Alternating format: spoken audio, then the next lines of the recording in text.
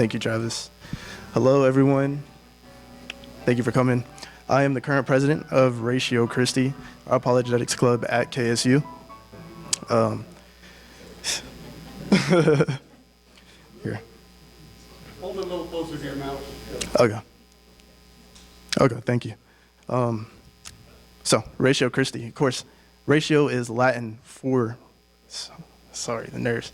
Ratio is Latin for reason, and that is because we are committed to helping students here at KSU give reason to what they believe. And, sorry. You can just read it. Just read it? Okay, thank you. Of course, sorry. Helping students help clarify the reasons for their beliefs. Our club is open to anyone and of any faith or of no faith who wants to come and discuss the big questions of life. We have a planned topic each week for discussion. And in addition, we try to leave plenty of time for anyone who has questions and wants to bring it up so that we can talk about them and hear people's perspectives. Details on upcoming weekly topics are on KSU's online bulletin board, Our Life, which you can access, the pamphlets have instructions on how to access Our Life. So if you haven't received a pamphlet, please raise your hand and someone with us will help get you a pamphlet. We're good? Okay. Okay. And just so you know, anyone is invited to join Ratio Christi. Adults, students, anyone is welcome.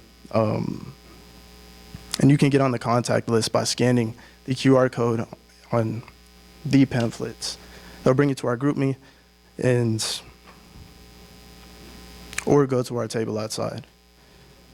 Tonight is a special version of our weekly meetings on Thursdays, but it has the same purpose as every one of our meetings,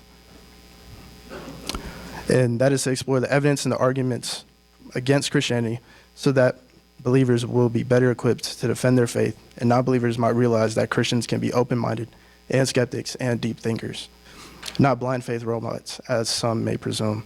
And so, to get things going, I'd like to introduce our club director, Steve McGinnis. My turn? Yes. All right. Let's.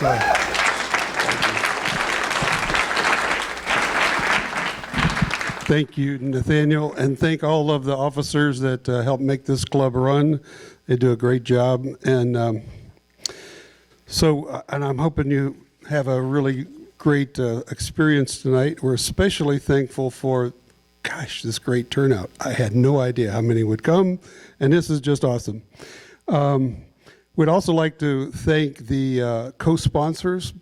We're being helped by a number of organizations. RTB headquarters is Reasons to Believe. They're providing one of the speakers. They also have offered to the first 100 people that register, and on the front page of your program, there's a QR code, and if you register there, then you're welcome to a free hardback book of Testable Faith, and it's a fairly recent new book, and it's very good. I've read it myself. We're also thankful for the Atlanta chapter of RTB, who's helped us with the, hi there, who turned those on? With the Atlanta chapter of RTB that provided our website. Who's leaning on the Thank you, Ben. So I don't want these spots on, but I'll deal with that later. So the other thing that we're happy about is Areopagus has provided our moderator tonight. That's another Atlanta-based apologetics group, and we're very thankful for the Skeptics Society, who's provided their founder to be one of our speakers as well. So you can learn more about each of these organizations, and you can find the ways to support them at the websites indicated in your program. So somewhere in there you'll find the right right URLs to go look at those, learn more, and support them if you like. Most of all, we're thankful for our two primary speakers and our moderator, who I'll introduce in a second, but I'm going to mention one other person, Mike Cameron, who created this incredible graphic. He's a professional graphic artist and a friend of mine, and shows them sparking off of each other. And speaking of sparks, we expect to be some sparking tonight. There'll be some disagreements, but our goal in Ratio Christi is to disagree without being disagreeable. So that's what we hope to do tonight as well. And that's why we call this a dialogue instead of a debate. It's just is a better tone, and actually that was requested by both of the speakers, that this not be a formal antagonistic dialogue debate. So before I introduce my speakers, though, I need to cover a couple housekeeping things. Bathrooms just beyond the elevators, very important. I'm not going to tell you to turn off your mobile phone, because you're going to need your mobile phone to do some things. You might want to silence the ringer, but you're going to need your mobile phone to record your attendance, and I'll show you how to do that in a second. Enter your questions for the speaker. That's how we're going to do it instead of passing the microphone. And the question and answers will start about 8:15. So I think everyone got a program, so I don't have to do that. This is important. We're going to talk about a couple of things related to truth, worldview, and faith. And I use the term stipulate because I want you to think about a legal procedure. Okay, in a legal situation, the two sides could stipulate, okay, we don't have to talk about this because we already agree about it. And I think we can agree about these things. Truth, we are all trying to pursue truth. The truth doesn't change, but our beliefs about the truth may change. And one example of that in science is, for hundreds of years, at least 100 years, scientists felt like the universe was eternal, there was no start, no end. And then the evidence started coming in and found out that, hey, there was a start to the universe. So the truth didn't change, but the general understanding and the general belief changed in the science world. Now, worldview is another important term. That's the dictionary definition there in quotes. But for tonight, there are like millions of worldviews, but they all sort into two classes: theistic or atheistic, God-centered or not. And so that's kind of the reason that I think this is important tonight. How you decide a lot of what you do in your life is related to what worldview you subscribe to. And so wrestling with that is worthwhile. Faith is another important word, an overused and misused word, and many use it as if it were blind faith, and that means a belief that has no valid evidentiary basis. But what we're talking about normally when we talk about faith as Christians is it's a tested faith. We trust in what works based on evidence. That's our Christian view. And so if you hear faith tonight, I'd ask you to not think of it as blind faith, but as tested faith. And that's the name of the book that you're going to get. Old Earth, Young Earth, maybe you don't even know that that's an issue, but many assume that all Christians believe that the earth was thousands of years old, created thousands of years ago, just the day before Adam. And that is not what these scientists believe, so that's not going to be debated tonight. This is an old earth discussion. The other thing that you should definitely know is we're not going to definitively prove whether God exists. It's like a juror. Can you see that? Like a juror, you are going to weigh the evidence and you'll have to decide. We'll present a lot of evidence on both sides, and we'll go on with that. So this is the slide that'll be up there the whole time. I want you to know that if you haven't already, please record your attendance with this QR code in the middle. If you want to ask a question of the speakers, you can enter it any time in here, and what happens is it goes into a database, which this young man here will decide which one will be the next one asked. You'll be judged on conciseness and clearness, and and germaneness, etc. And then this is just the general website where you can learn more about all this stuff. So that is the housekeeping that I needed to do. And I'd like to introduce now our moderator for tonight. Do you hear me, Dr. Jeffrey Beshears? I'd like to introduce our moderator for tonight, Dr. Jeffrey Beshears. He's a former history teacher at Georgia State University. And he's the founder and president of the Areopagus here in Atlanta. He's written several books and many articles, and he is always teaching a seminar on some historical or cultural or apologetics related topic. Please welcome Dr. Beshears.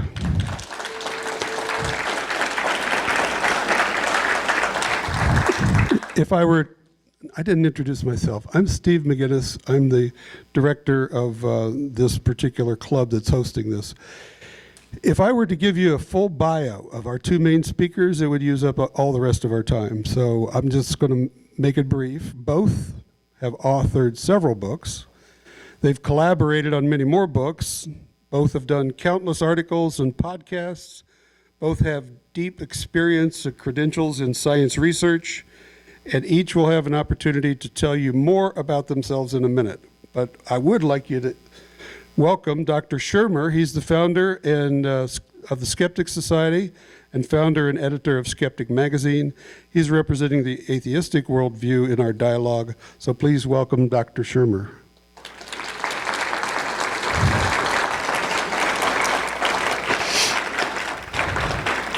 And next is Dr. Jeff Zwerig. He's an astrophysicist and a senior research scholar with Reasons to Believe. He also works at UCLA in research, and he is representing the Christian worldview of our dialogue. Please welcome Dr. Zwerig. Mr. Moderator, you have the floor. Well, thank you.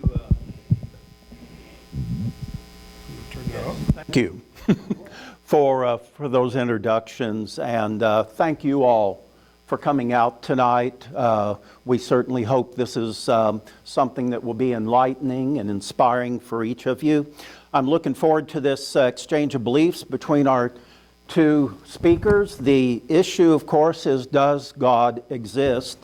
That is absolutely a seminal issue of life, and the gravity and the implications of whether God exists cannot possibly be overstated. Now, the answer to this question determines whether one holds a theocentric or a humanistic worldview. Both Dr. Zwerig and Dr. Shermer are accomplished scholars, but they represent two contrasting worldviews that are frankly irreconcilable. Any valid worldview and philosophy of life must provide rational, factual, and plausible answers to the 7 basic ontological and epistemological questions of life, such as, what is prime reality? What's the ultimate, eternal, self-existent, and self-sufficient reality? Secondly, the issue of origins. Why is there something rather than nothing?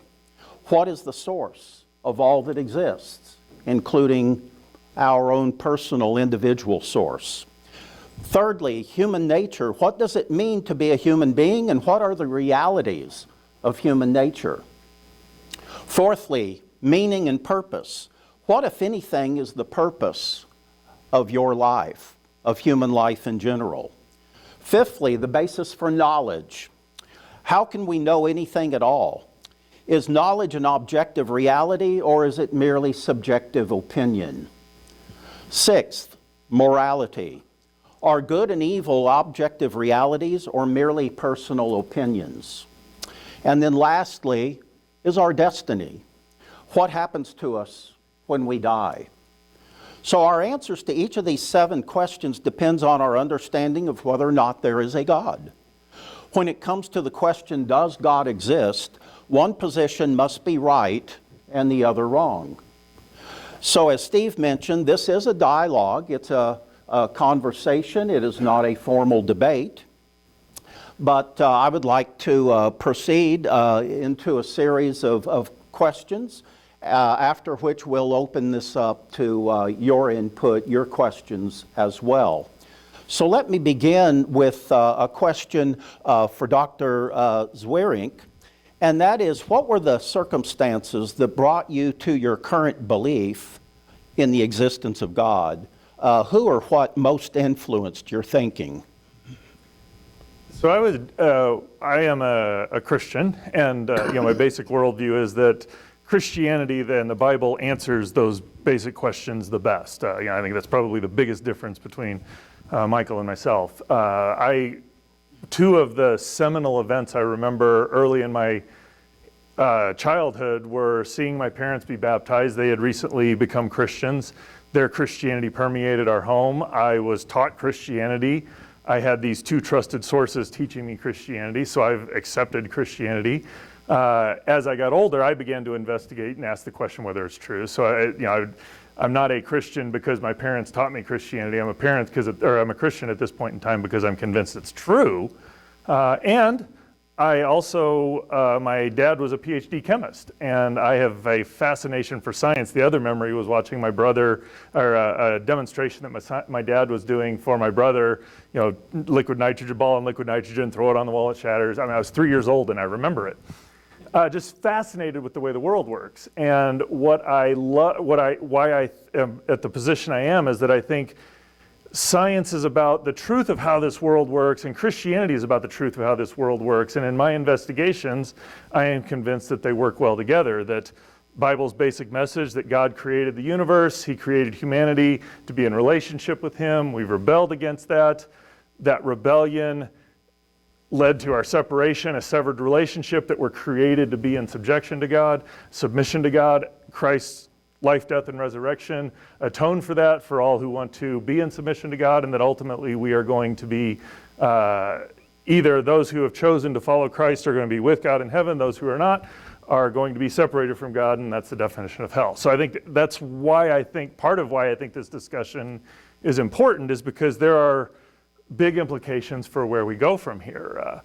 One point I would like to say, and why I'm excited about this dialogue and not a debate, is that I had a speaking coach come to our organization a little while ago, and he presented a very startling statistic. He said, when people hear a presentation, here's the percentages of what they listen to.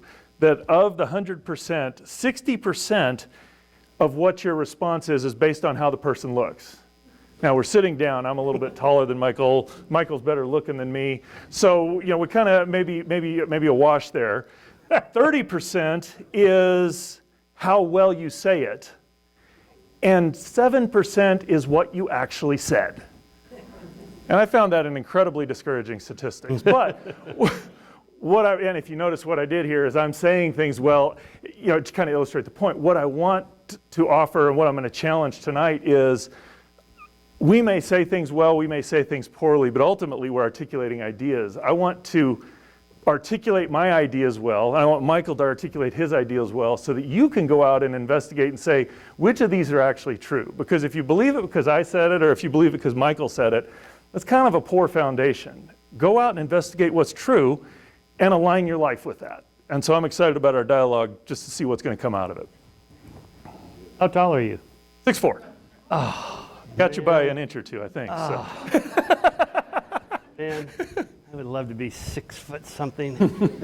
I have to say I've enjoyed it. I found out in high school, though, that girls also like guys that are smart. So that led me to go into books. And they like guys that wear nice shoes. So anyway. I'm told this is true. I have the data on this anyway. I'm from the People's Republic of California, and where I was born and raised. And my parents were not religious. They were not anything, just secularist or whatever. I think they really hadn't given much thought to it beyond dropping me off at the local Presbyterian church periodically when I was a child. Then I became a born-again Christian in high school, 1971. As part of the kind of nascent evangelical Jesus movement, which I did for about 7 years, fairly seriously. I read the Bible and went to Bible classes and things like that. These were non-denominational, just sort of gatherings this was the 70s, guys with guitars and gold chains and long hair and sandals, that kind of thing.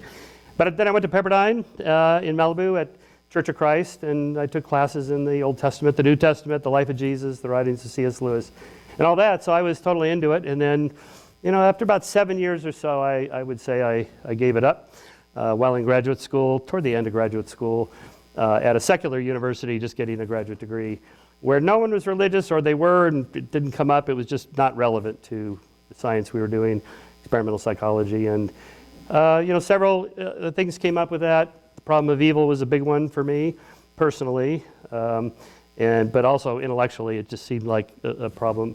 My college sweetheart was in a car accident and broke her back and was paralyzed for life, still paralyzed. And I remember just thinking, why does this happen? I mean, if there's an all-powerful, all-good God that could have made the car go this way instead of that way or whatever, why didn't he do that? And it wasn't a big test, really, like, this is it. If he doesn't heal my sweetheart, then I'm out. It was just kind of like, that was sort of the final straw. The intellectual journey was taking classes in psychology, social psychology, sociology, anthropology, comparative world religions, mythology. I went through my Joseph Campbell stage and just realized, well, there's billions of people around the world that think differently than me. What are the chances I got the right one and all these other people are wrong? Maybe the Copernican principle that we're not special applies to myself. Maybe I'm not special. Maybe it's a different kind of truth. Maybe they believe what they believe. We believe what we believe as Christians in the West. And neither one of them is exactly right, because this is a different kind of truth. So this is an idea I'm exploring in my next book called Truth, which we can get into later about what do we mean by these words, truth. But anyway, so long story short, I went on to become a college professor and then got into publishing Skeptic Magazine, which is my day job. And so we investigate all kinds of topical issues. God and religion comes up a lot, but other political issues, trans, abortion, nationalism, just medicine, just all kinds of claims that can be investigated through the tools of science and reason, and that's kind of my thing. Thank you. Yes. 6'4", God darn. I have to say I've enjoyed being 6'4" most of my life. So. There's little justice. All right, Dr. Shermer, what would you consider to be the strongest argument or arguments for your position? On what subject? Well, your skepticism. You listed seven really important subjects.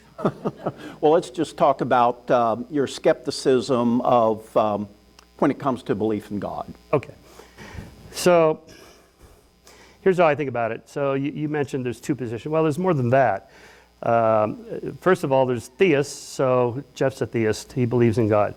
But there's not just one kind of atheist. There's strong atheists, those who believe there is no God. And then weak atheists, which is closer to my position, that just lack a belief in God. I can't prove there's no God. But that's different from just saying, you've made a claim, I don't accept it. I think the evidence is not that good, so I just don't accept it. And you can apply that to any claim. And try to convince me, and if you don't, then I don't believe. That's different from saying, I know you're wrong. So that's the weak case. Then agnostic is another position that's reasonable. So you make a distinction between ontology and epistemology. Ontology, the nature of reality. Epistemology, how we know what reality is, how we know anything. And so that term, agnostic, was coined in 1869 by Thomas Henry Huxley, a friend of Charles Darwin, who looked around the landscape and said, there's these people that are sure they're right and these other people that are sure they're wrong. But there's this other position where we just don't know. And it's not just that I don't know right now, and I'm going to collect some more evidence. We'll see how it goes. Maybe I'll change my mind, maybe not. What Huxley meant was it's not knowable. There's some things we just can't know, and God may be one of those. So my current position is something of both of those. Pragmatically speaking, I assume there's no God. I don't think there is. I would be surprised. Hopefully pleasantly surprised if I go in the right direction. I know you, so maybe, it'll help. I don't think that's going to help you, so that's not my ballywick there. But what would it mean to know there's a God? Now, I don't mean emotionally. I understand the personal experience as a way of reasoning toward believing something. I had this incredible experience, this happened at 3 in the morning, whatever, and that changed my life. I get that. But that's not an argument to convince you that you should believe, because you didn't have that experience. So I just think there are a number of deep issues, some of which you've touched on: the nature of consciousness, what it's like to be something, free will and determinism, God's existence.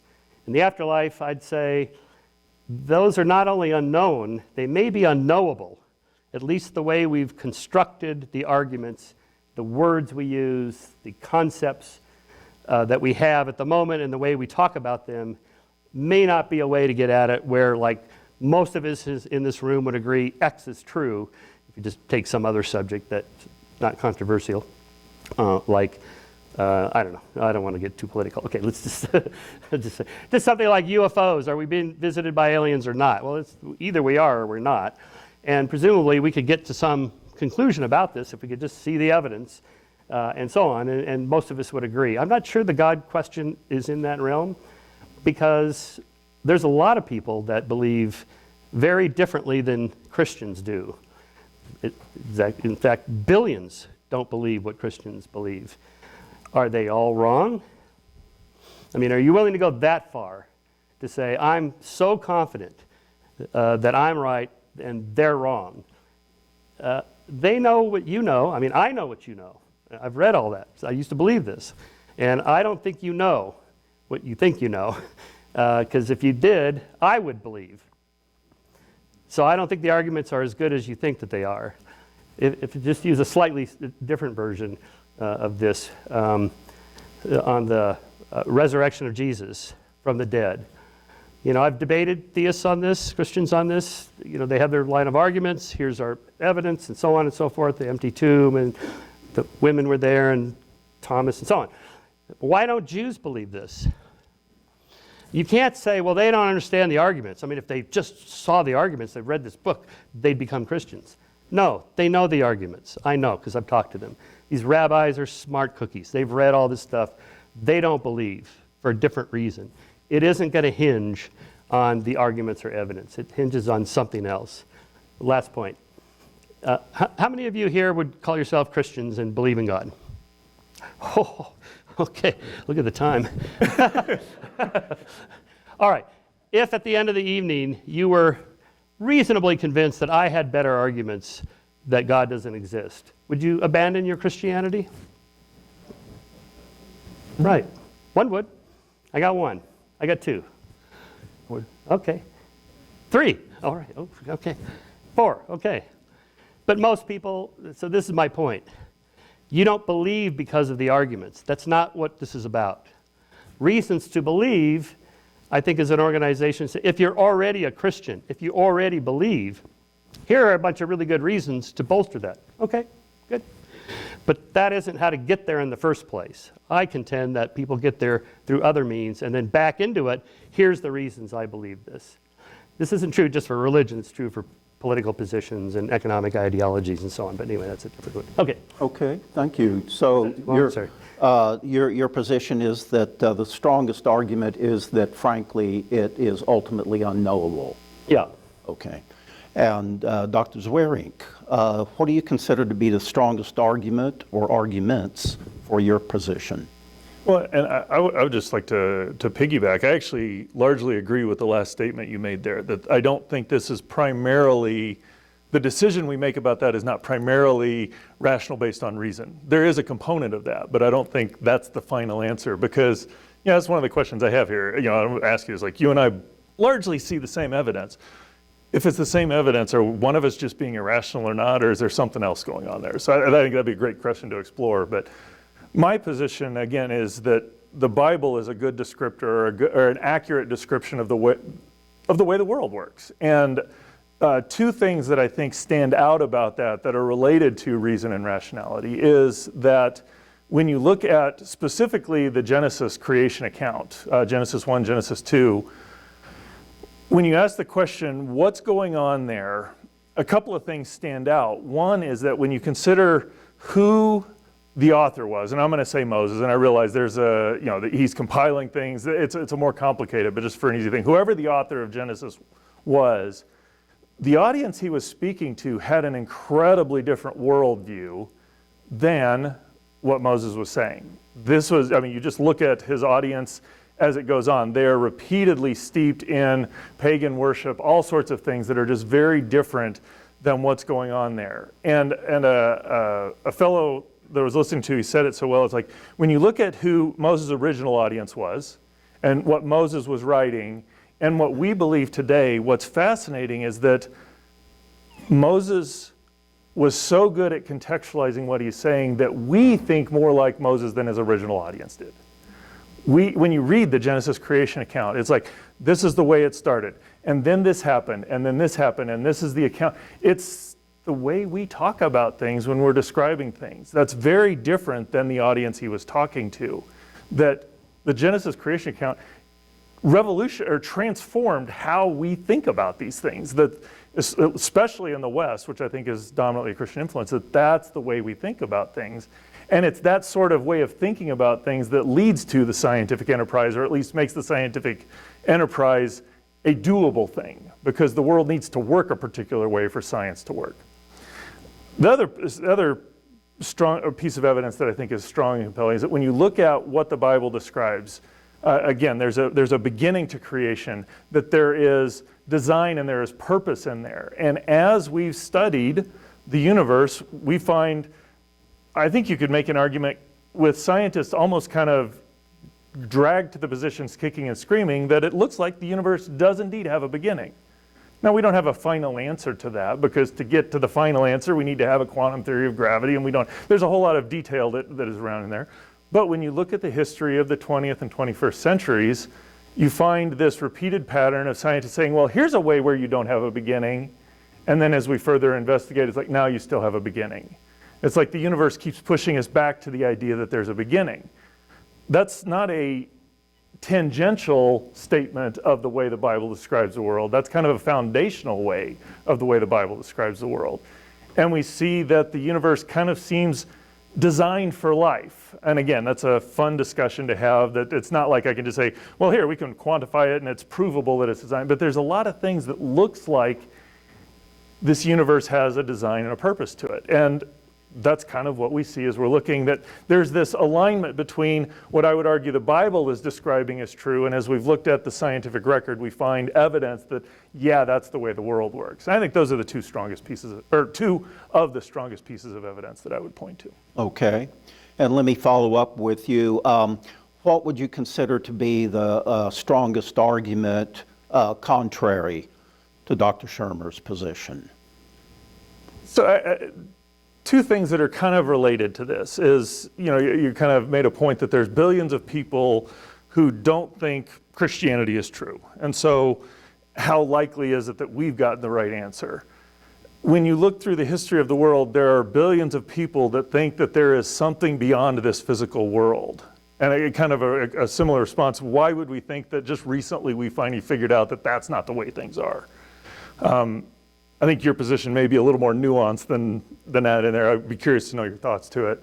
And the other part is, mind blank there, that if this world is all that there is, there are these things, again, that most people think, that there is purpose, that there is justice, there is a reason why things are here. And I remember hearing a very prominent Christian speaker describe how he'd won a tennis tournament when he was in high school, and this was kind of a pinnacle of success, and he came back a number of years later and that trophy was thrown in the trash can. And his statement was, time destroys all accomplishments. That if your worldview is correct, give it 1 billion years and there's nothing we do has actually made a lick's worth of difference, because all of it's going to be gone. That doesn't seem to align with the way the vast majority of the world lives. That there is a purpose, a function. That all has to be, it seems like if materialism is all there is, that idea of purpose and design, or purpose and meaning, is an illusion at best. And yet that's the way the vast majority of people in the world live. Dr. Shermer, sorry. what do you consider to be the strongest arguments against Dr. Zwerink's? Yeah, okay, I'll say two things on what he just described there. First of all, I think about how we know what is true or not in kind of a spectrum or scale between, say, 0 and 1, some probabilities. So this is what's called Bayesian reasoning, where you assign a probability of something being true based on your prior knowledge of the evidence for it, and when the evidence changes, you adjust your credence or confidence that the claim is true when the new evidence comes in, and so on. And it's always constantly, think of it, instead of a light switch where, you know, the truth is on or it's off, think of it as a rheostat where it's coming up, it's going down, depending on the constantly changing evidence. In Bayesian reasoning, there's something called Cromwell's rule. Oliver Cromwell, the great English politician, famously said, "I beseech you in the bowels of Christ, you might be mistaken." In Bayesian reasoning, Cromwell's rule is never assign a 0 or a 1 to anything, because you don't know for sure. And the reason we don't know for sure, I assume when we're talking about God, we agree we're talking about a non-corporeal being or agent who is omniscient, omnipotent, omnibenevolent, created the universe out of nothing, and so on. This is what we're talking about here. Well, I don't know if this deity exists or not, but I know one thing for sure. I'm not God. And I know another thing for sure. You're not either. So I don't know. Some might disagree with you. No, I agree with you. Yes. So I don't know for sure, and you don't either. I know you don't.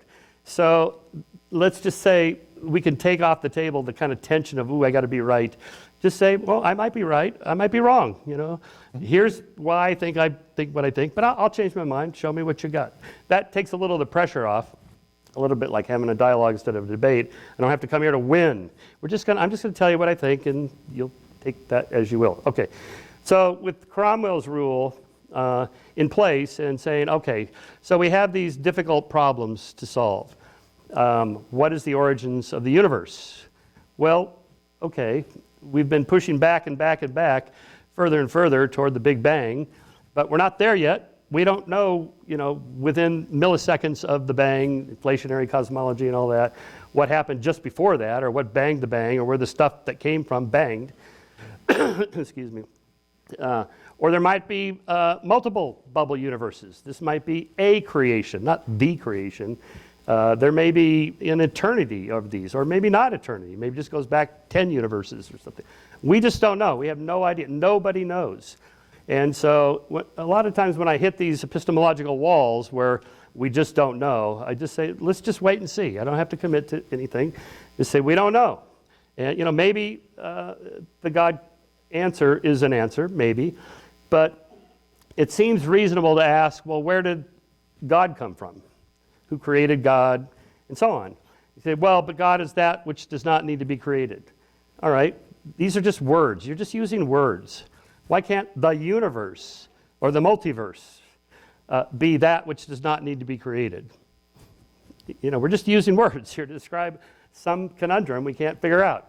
And so there, the fine-tuning, we can get into the details of that if you want. But basically, we're kind of forcing into the conversation an answer. God did it. But it's not a very good explanation, because it doesn't explain anything. It's like if I see Penn and Teller do the double bullet catch in the Vegas show. It's the most amazing magic trick. And I said, how did they do it? And you go, well, they used magic. I said, I know they used magic. I want to know how they did it, right? Saying they used magic is not an explanation. It's not a very good explanation.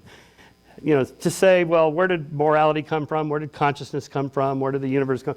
God did it, is not a very good explanation. It doesn't take us anywhere. How did God do it?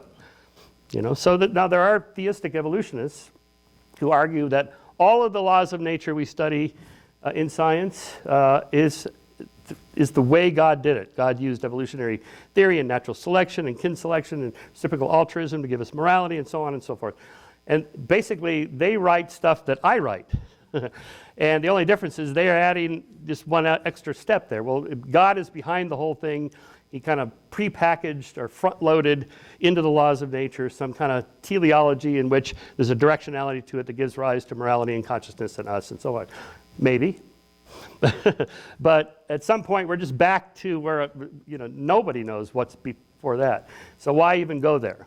All right. Now, if you want to go there for some other reasons, emotionally, psychologically, or whatever, okay, but that's different. Okay, second point on the purpose.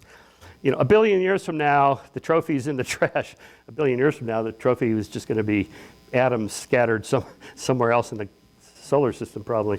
But this is what I call Alvey's error. So Alvey Singer is Woody Allen's character in Annie Hall. And you recall from the movie, Alvey has a flashback to when he was a child. And he won't do his homework. And his mother takes him to the psychiatrist. And the psychiatrist, Alvey, why won't you do your homework? And he says, the universe is expanding. What's the universe got to do with it? Well, in billions of years from now, the whole universe is going to blow up, so none of us, what we do matters, so I don't have to do my homework. And his mother upbraids him and says, what's the universe got to do with it? We live in Brooklyn. Brooklyn is not expanding. So I call this Alvey's error, this one of my Scientific American columns, that it's the wrong scale. And I got this from watching William Lane Craig do a debate in which he said, if there's no afterlife and there's no God, then Hitler got away with it. It doesn't matter what the Nazis did to the Jews. He actually said this. It doesn't matter what happened to the Jews. It doesn't matter. It matters to them. It matters now. Whether there's an afterlife or not is irrelevant. We want justice now. We've got to make the world better now. We live in the here and now, not the hereafter, which may or may not exist. If it does, okay, but who cares? What difference does it make? Now is how you should live your life. Have better relationships, make the world a better place, and so on. Anyway.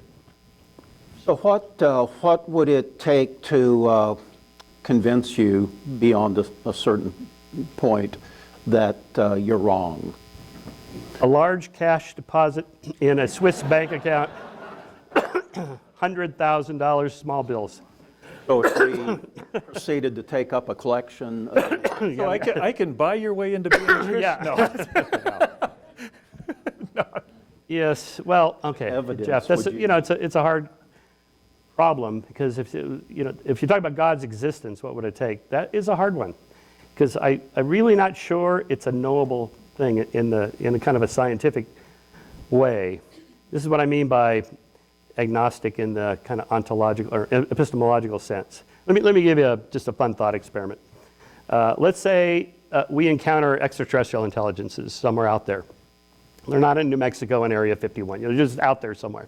And we know for sure that the way evolution and technology works, they're not going to be like us. They're not going to be bipedal primates that speak in a weird accent and do weird things to people and their probes. It's going to be like that. They're going to be something completely different from us. And they're not going to be just like 5 years ahead of us, like the Roswell UFO people think. We're back-engineered silicon technology to make the computers, and they were just 5 years ahead. They're going to be hundreds of thousands, millions of years ahead of us. They won't be behind us because they won't come here because we just achieved space travel, right? So look at what we've accomplished in just a century of science and technology. Extend that out to 100 centuries or 1,000 centuries or 1,000,000 centuries and what they could possibly do, or what we might be able to do in the far future if we continue. Just take Moore's law of the doubling computing powers every 18 months down to 12 months now, and just extrapolate that out for 50,000 years. What kind of just take an Elon Musk trajectory of progress in any of the technologies he's building, 50,000 years of that, and they would be almost deified, like they would be like gods. It'd be like us showing up 100,000 years ago to Neanderthals and go, look at this. It'd be like, I'm not worthy, right? I mean, so if you said, well, if you showed me a being that was capable of genetic engineering, creating life, we can almost do that. I mean, the Human Genome Project and its derivatives, we can almost create genomes ourselves now in cells. What about geoengineering planets? We're going to be doing this. Elon's got a whole plan about how we're going to geoengineer Mars and terraform it into Earth. He could do this in about 1,000 years. we're going to do this. And we only have like a couple centuries of cool science and technology. What if we had 100,000 centuries to do this, right? We would be deified. So I'm not sure, if you showed me, look at this being, here is God, and it can do all this cool stuff, how would I know it's what you mean by God, or it's just this far future, super intelligent alien or something like that? I know it's a little quirky thought experiment, but just let that sit for a minute. Not to be obnoxious, but does that mean there was nothing that would convince you? I think so. Short of maybe a personal experience, maybe. Okay. But, if you want to get into that, I mean, some of my friends are trying to get me to do ayahuasca. So I can see that there really is this other reality in which What? there's ayahuasca. What's that? Okay, it's this plant derivative that Okay, all right, shamans in very South good. America. Okay. I thought it was some organization. No, it's it's a hallucinogen. I'm with you now. Okay. But it's an interesting problem for how you know something, right? Because I'm a materialist monist, I don't think there's another dimension world that your mind goes off into under the ayahuasca thing, and you see the spirit beings and the animals and all the stuff that people describe. But most people that do ayahuasca or any of the other hallucinogens swear that this is the doors, opening the doors of perception to this other dimension. Not everybody, but most people do. So let's say I, the materialist, take the ayahuasca and I come back, oh my God, you're not going to believe it. I was wrong. And there is this other world. And you go, all right, show it to us, Shermer. And I go, well, here, take the ayahuasca, and you'll see it yourself, right? It's still in the head. Okay. What we want is, for objective truth, is it's not just me. You can see it too. Here, we'll point to it. Here's the data. You can see it, and we can agree or not. Yeah. Well, that was actually going to be the topic of our next discussion, of our next Okay. forum, yes. Okay. Ayahuasca? Yes. Did you not I'll get have to come back for you that didn't one, get so the no. emails? I did not get the emails about that. So, Dr. Zwering, what would it take to convince you that your beliefs in God are totally erroneous, figments of your fevered imagination? So there's two parts of that. One, I have thought about. It's like, okay, what would it take to show me that Christianity's wrong? And I think at the end of the day, it is something that the Bible says that is demonstrably false, because I believe that's God's revelation of Himself to us. And if He's revealed Himself, or this revelation contains falsehood, something demonstrably false, and I would say probably the biggest candidate for that would be the resurrection, because that is ultimately the thing that Christianity hinges on. If there's a single thing that it hinges on, is that Christ was raised from the dead. So I can definitively say that. The challenge is, I could ask the same question: what would it take to convince me that Big Bang cosmology is wrong?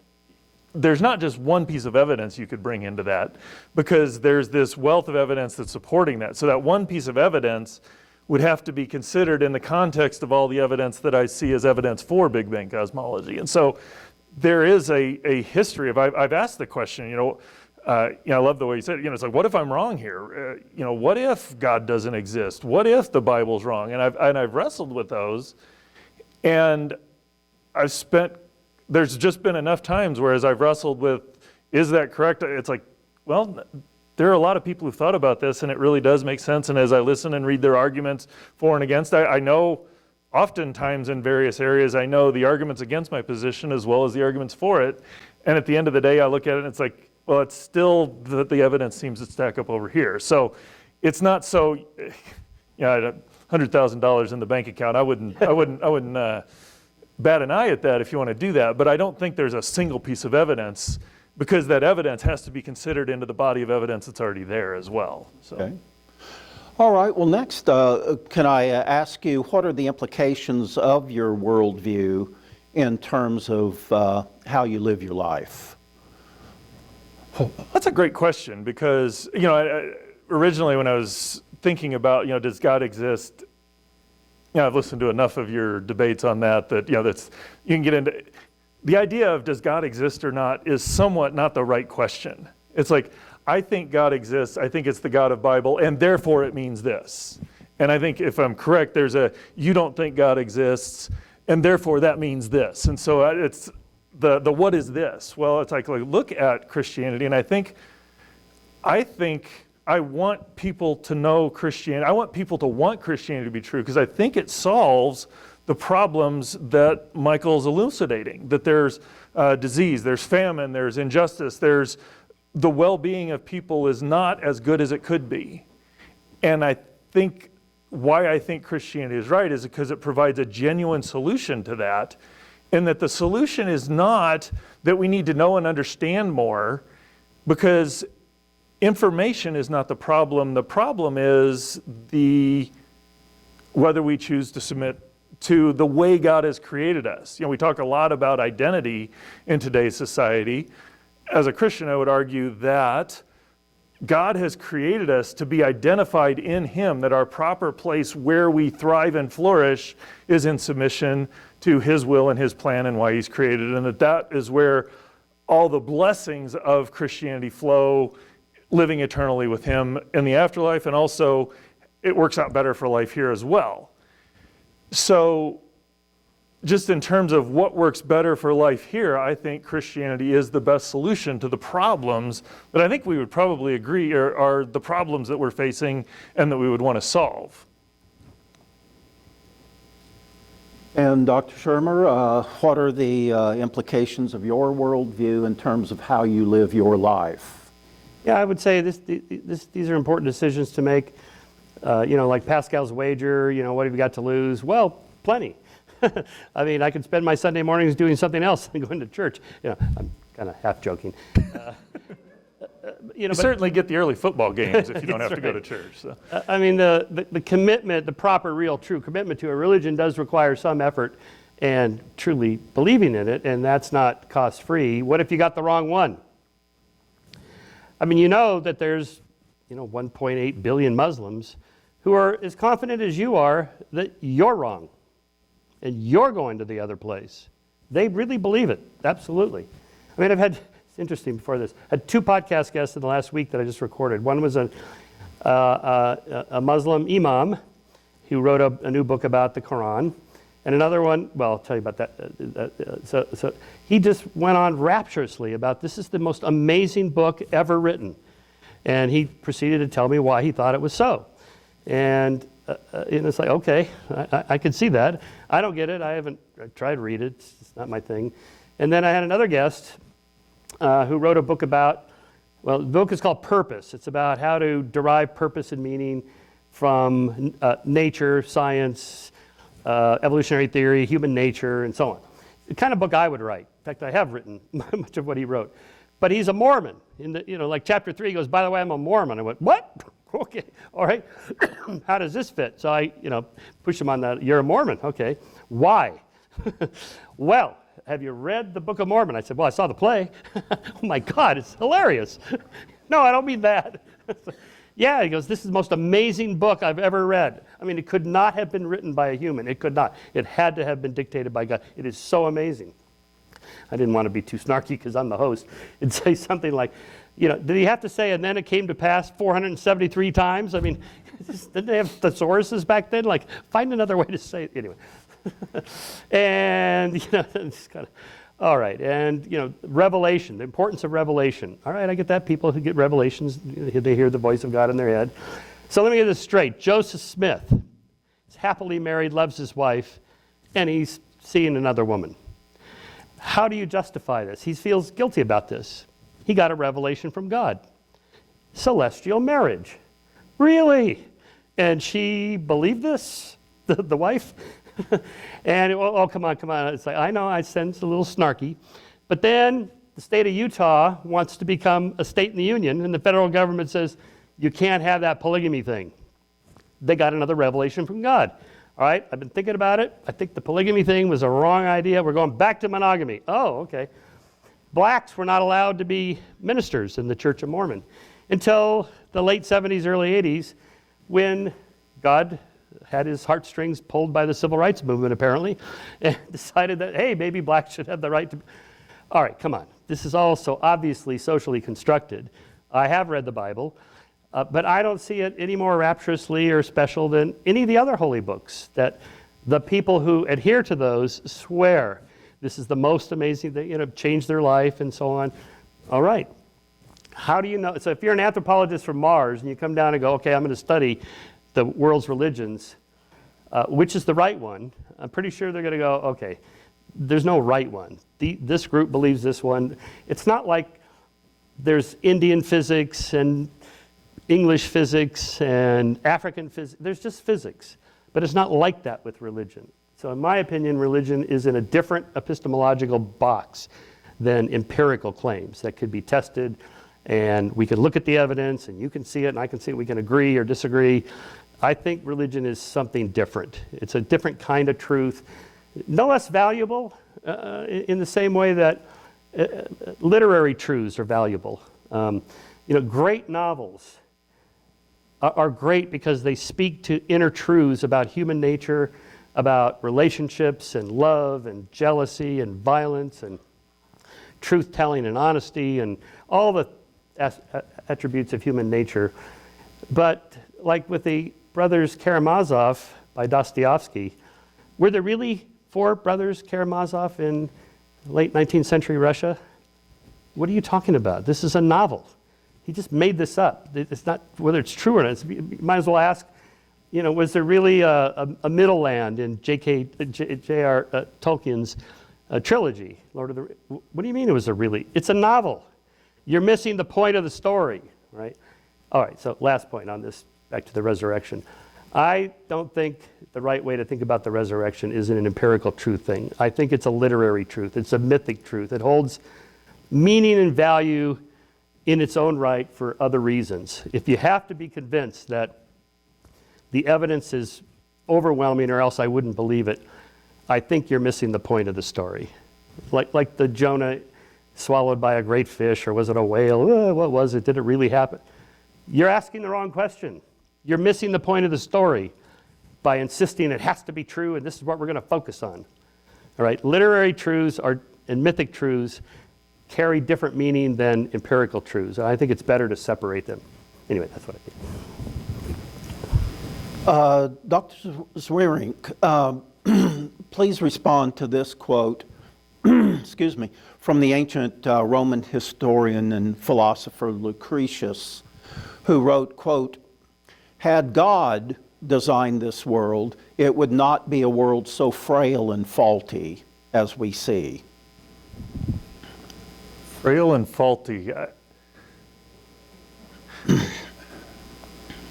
I think my response to that is, you're doing movie references or stuff. There was an episode of Star Trek I saw again. I've seen it a few times, but there is this, in the episode, there's a being on this planet who has, his wife is there. And so they find the wife and, various things try and chase them off. But the plot line is this fellow, there's actually only one being, and it's the guy, and he's this kind of omnipotent, omniscient being who had fallen in love with a human woman.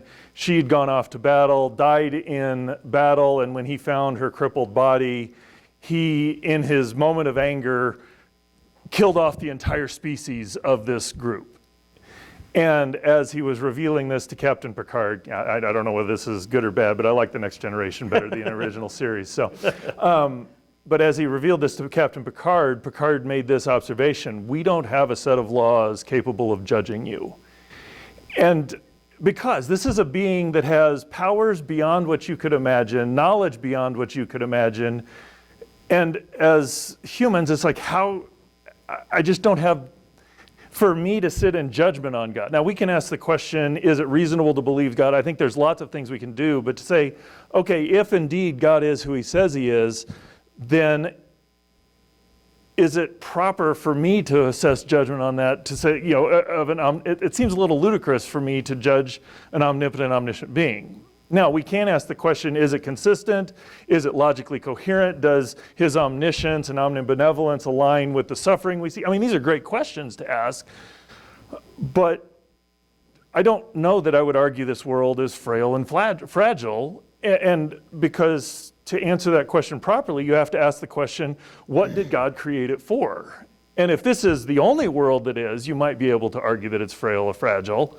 But if this is the world where he's conquering evil or setting it up for a purpose, then you have to ask, does it accomplish that purpose? It's just a different question. And so that seems to be a question where you're taking an external worldview and evaluating Christianity in light of that worldview instead of saying, okay, is Christianity coherent and consistent in that? And I think when you look through Scripture, you can find answers to that. Now, I can ask the question whether I like the answers or don't I, but if it's consistent and coherent, then I don't get to say, well, then this doesn't align with who God is. Okay, all right. Dr. Shermer, please respond to this quote from the well-known NYU philosopher Thomas Nagel. You're probably familiar with Thomas Nagel. And in his book, The Last Word, Nagel wrote, quote, "I want atheism to be true, and I am made uneasy by the fact that some of the most intelligent and well-informed people I know are religious believers. It isn't just that I don't believe in God, and naturally I hope that I'm right in my belief. It's that I hope there is no God. I don't want there to be a God. I don't want the universe to be like that." Yeah, I don't agree with that. No, I don't. I mean, either there is or there isn't, and it doesn't matter what I think. If there is a God, and what am I going to say? Look, I used the braid you gave me, so, and I know this guy. I mean, I just can't imagine an all-powerful, all-loving God punishing me for doubting, for using my reason and rationality and my faculties to try to understand truth. What's the point of that? And, so much of these attributes we put to God, he's mad, he's jealous, he's a jealous God. Jealous? I know people that have gotten over jealousy. I mean, come on.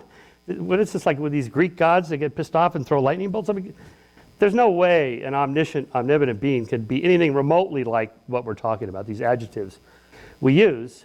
I'm willing to just, let the chips fall where they may. I don't have an opinion about that. In the afterlife, again, I close my eyes for the last time, like going under general anesthesia, except they don't bring you back out.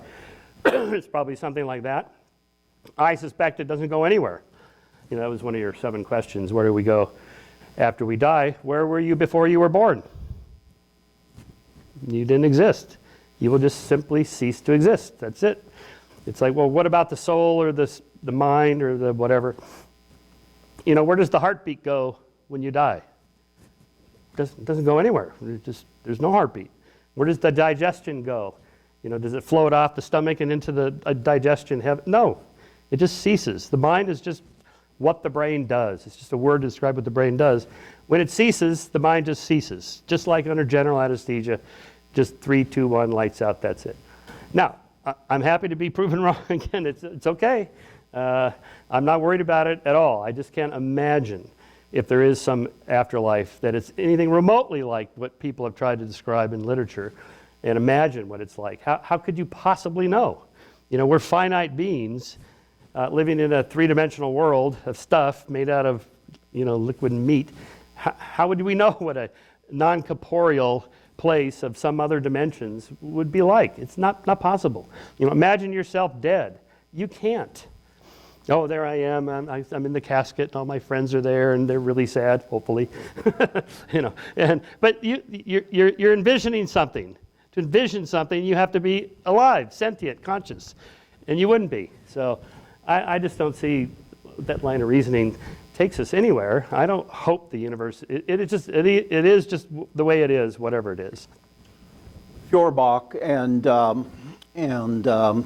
others like Freud talked about religion being a manifestation of wish fulfillment. We just hope and pray that there's an afterlife and so on. And that explains in their minds religious belief. Isn't this a form of wish fulfillment on the part that Nagel is saying? I don't want there to be a God. I want to be the captain of my soul. I don't want to be accountable to any higher being. Yeah, I don't think of it that way. I think that's kind of a cheap out. I don't know. Just again, what was the first part? I just had another thought that I lost. Yeah, so, From Nagel's quote, or yeah, no, just, okay, let's think about the, I want atheism to be true. right, excuse me. I just think that, we just have to think about these issues. What would it mean to live forever? I don't know. I mean, that's a long time, especially near the end. I mean, just, you live 1 billion years and you're not even remotely close to the end of forever. I mean, these concepts are just so out there. I don't even know what I'm talking about when I use these words. Nobody does. It's like, why is there something rather than nothing? Well, what do you mean by nothing? Do you mean there's no material stuff? Yeah. Okay, what about the space-time that it's in? And there's no energy. There's no space and time, no material stuff. But there's also no mind, no consciousness. There's no logic. There's no Platonic concepts. Also, there's no God or gods. Nothing is literally just nothing. And at some point, I don't even know what I'm talking about. There's not even forever, because there's no time. It's like, so here again, this epistemological wall we hit, you start thinking about these things, and you end up, just having adult beverages late at night going, I have no idea what I'm talking about. It's just crazy, right? We could think these big thoughts, and we just hit the wall, and then, I don't know. And I don't. Yeah. I mean, just, again, living in this after heaven, what's this like? Christopher Hitchens famously described the Christian heaven as celestial North Korea. You got this all-powerful dictator that knows everything you're thinking. No thanks. That doesn't sound heavenly to me. And then, well, no, it's a loving place. Forever? I mean, the same thing every day, forever? Is there any variety? Are there any challenges? It sounds boring. Okay, I'm just kind of riffing for fun here. But aren't you smuggling in some assumptions about what it's going to be like there? I don't know what it's going to be. I have no idea what I'm talking about. And I don't think you do either. Nobody does. Well, I mean, the distinction I would make, and I agree with you, I don't see how any of us could comprehend what an afterlife is. But again, I look at that as, if Christianity is correct, then the Bible is God's revelation of himself to us. So it's not me trying to imagine what it's like, it's me trying to understand how God has revealed stuff. So it's a different question there. All right, let's get serious. What do you think is up there? Is it your physical body? Is it just a copy of your connectome and all your memories? What is it, do you think, is there?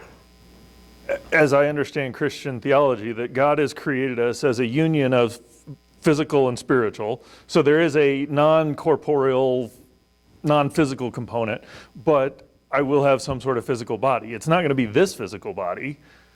Just by definition, the laws of physics that allow this physical body are different than what's in heaven. But there is going to be some sort of physical. It's a perfect body that doesn't age. Yeah. Okay. But what age are you? How old are you? I don't know. That hasn't been revealed. Well, there's a Christian. And why does age have to be a concern? Well, because if it's a physical body, I'm just curious. How old am I when I'm there? Because so there is a Christian sect, not yours, but that said 30. The answer is you're 30 years old, because that's just about it's the age Christ was when he was crucified. That's about the time when you're physically super fit and everything is great, and all that. Well, but I'm 69, so what happened to the 39 years of my memories and my life that I had? Does that go with the 30-year-old body? Okay, I can. But no, I mean that's part of the challenge or the flaw in that thinking, if I would, is that it doesn't say how old we look or whatever. It says we're going to recognize one another, but I would argue that in this world, the physical is a limit on us. And so whatever the physical is there, it's not going to have that limitation. So the idea of, are we going to have belly buttons? It's a question that doesn't have any real relevance there, because the whole point is you're now going to not have this sin nature, which is the rebellion, which is part of the fundamental problem here. The relationships are going to be good. Our relationship with God will be harmonious, peaceful. Our relationships with others will be, and that's what is heaven. It's not the physical, if you will. Although, incidentally, I think given the way Scripture seems to have no limit to what we can investigate, and the physical world has no limit to what we can investigate, I wouldn't be surprised if we're doing some sort of scientific investigation up in heaven as well. And that would be fun, too. Yeah, okay. But help us. But are your memories of your whole life there? I mean, I would, okay, I would say yes. That seems I to would be say what yes, Scripture but how do you know any of this? Because you read it in a book. And what makes you think that book, whose version of the afterlife is quite different from other religious traditions who swear their book gave them the correct interpretation of heaven, how can you tell? Can we? Well, my response to that was, that's the question I'm asking is like, is there any confidence I have that the Bible is true? Yeah. I can ask the same question. I can go out and survey, 100,000 scientists, and I'll get many of them that will say Big Bang cosmology is correct, and I will get some fraction of those scientists that will say the Earth is flat, and some will say this and that. Which version of them? The question isn't, can I find people who will say this? The question is, can I figure out, is there a way to ascertain what's true? And if it's true, then my job is to align myself with it. If we live in a Big Bang universe, I align myself with that. That's the proper response. So if Christianity is true, I want to align myself with it. What happens if, I don't know, a century from now, it turns out the Big Bang Theory wasn't true and it's something else? Okay. Would that change your religious beliefs?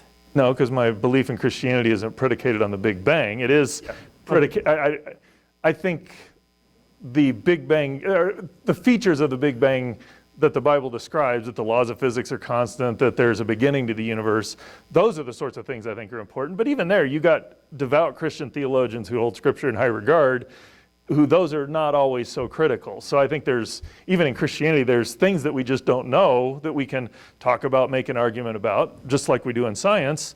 And it's just going to take a while. Let's wait a while and figure it out. We'll get more data later. So, Okay. are we yakking too much? Well, we'll see, according to the responses. No, some very good points, actually.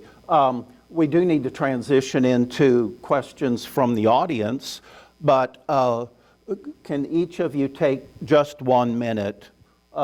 Is there anything else you would like to say up to this point? Just 1 minute. And I guess we'll start with Dr. Shermer here. Yeah. 60-second. Yeah, sure. I mean, you had so many good points here about meaning and purpose and morality. I think all of this can be explained, through natural law, as it were. You're familiar with this.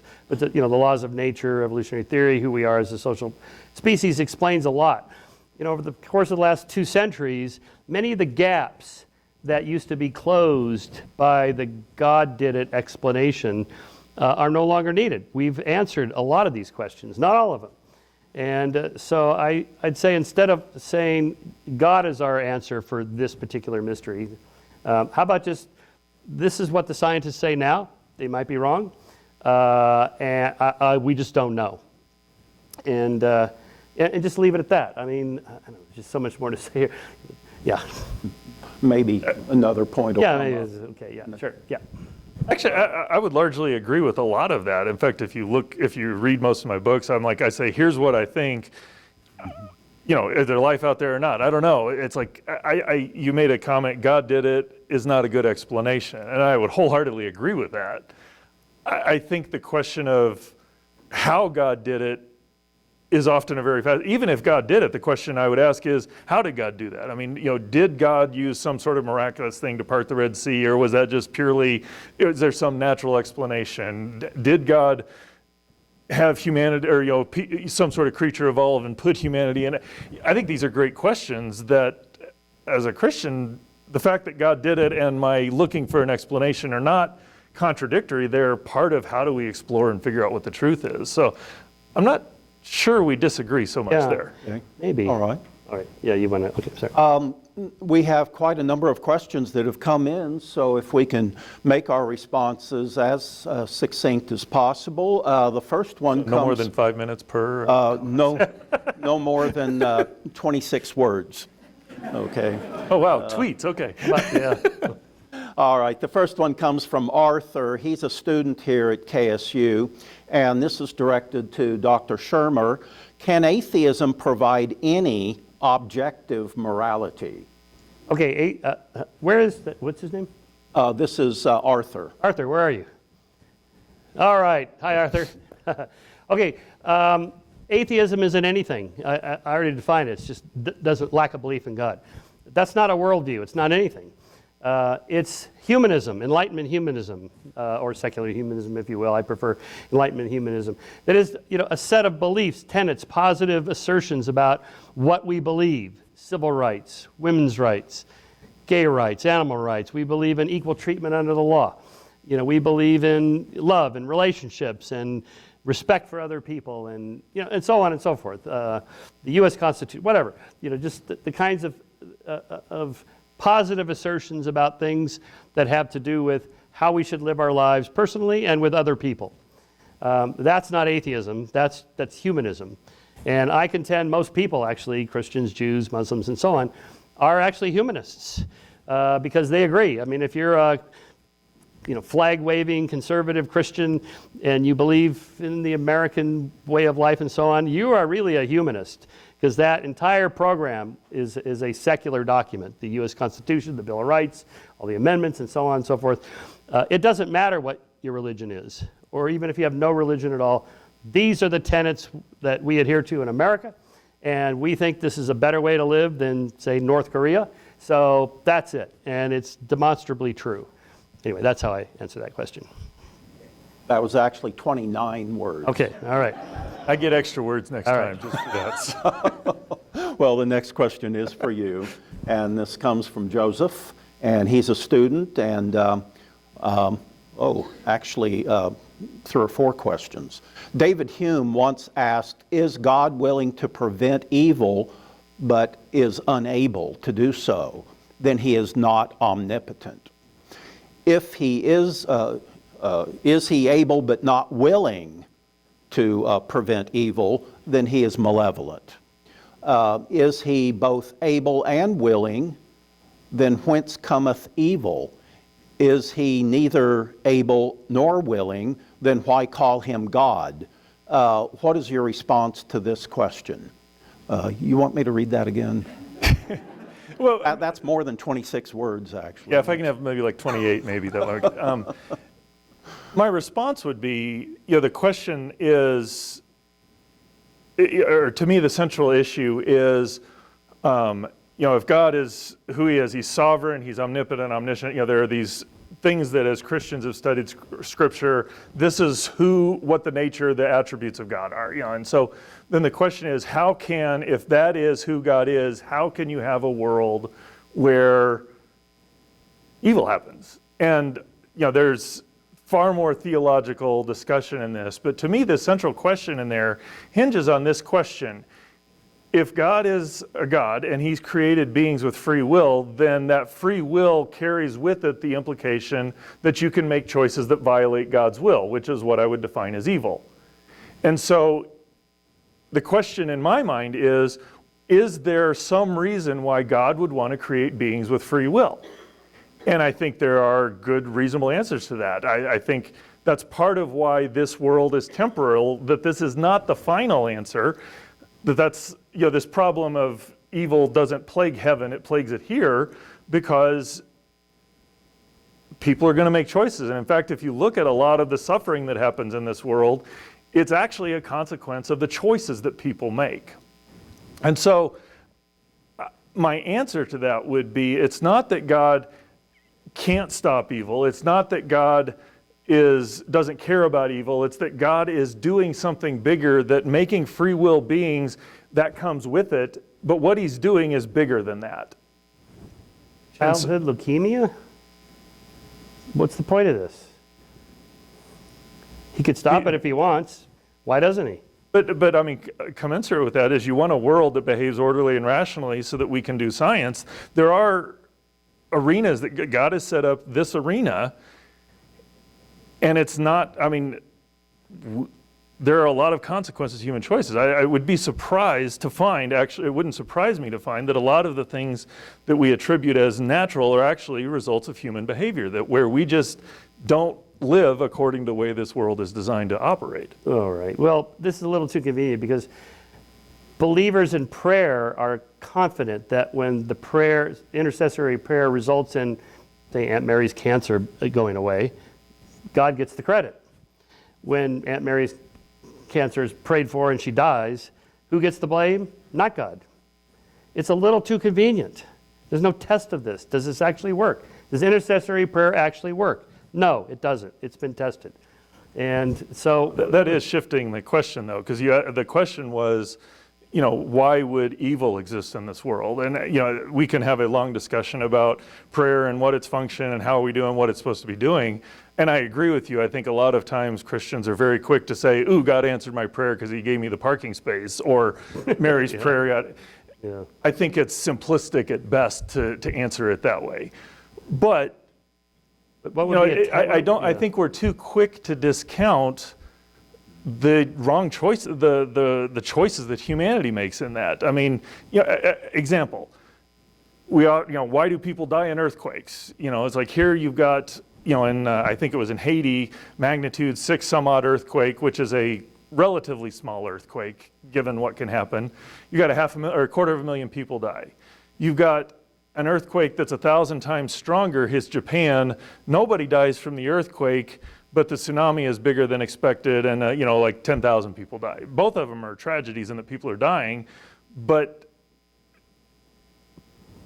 the 250,000 are human consequences because we know earthquakes happen. We need to prepare for them. That's part of why living in California is so stinking expensive, is because you got to prepare for it, and we don't. We notoriously don't prepare for what's going to happen in this Maybe a world. 1 minute response. Well, the bubonic plague, just take any of the horrors. Life is pretty difficult. People, until recently, just masses of people died at very young ages.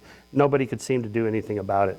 And why would a good God allow all this? This is all just kind of hand waving. Well, he's outside of time and he has a different goal, or it's all going to work out in the end. We'll figure it out. We'll figure what the larger context is or whatever. Yeah, but maybe there's no God and just shit happens. That's just the way it is, because that is the universe. Entropy, the second law, stuff is just running down.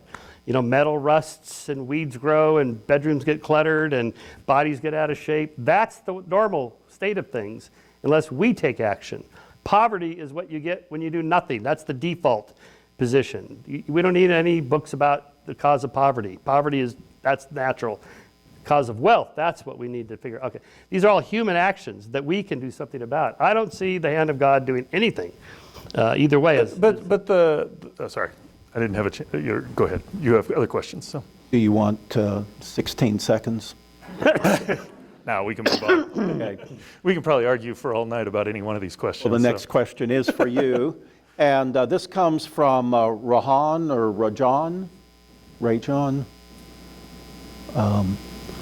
who is in absentia, All right. oddly enough. Just shy. And he is a student. And his question is, what gives the Bible credibility? That's not for me, is it? No, this Yeah, is no, it's just your question there, Michael. I think what gives the Bible credibility is that it accurately describes what we see in this creation. From a, Christians like to argue about Genesis 1 about are these days 24 hours or not, but that just totally misses the point. That's a peripheral issue to who is God. He's this powerful God who sustains the world, who's created as orderly, purposeful, sustains the world so that his immutable character is part of how the world works and why it's so reliable and orderly and regular that science works. That you look at how it described the early earth, and lo and behold, that's what science says, how the early earth works. You look at how humans behave, and you think we're encountering new things, but you read through Scripture and you find the way humans behave in there.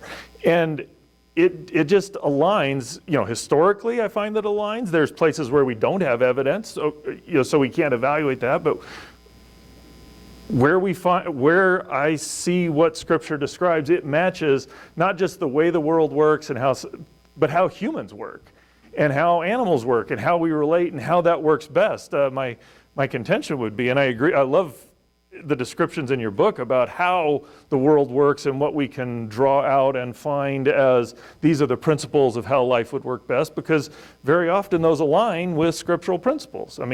Jesus was asked, what's the greatest commandment? Love your God with your heart, soul, mind, and strength, and love your neighbor as yourself. As we do that, people thrive and flourish. Mm-hmm. Okay. The next question is for Dr. Shermer. This comes from Alexander. Are the natural or modern empirical sciences the ultimate epistemic arbiters of all human knowledge? If so, which modern empirical science validates this position? Good. Very good question.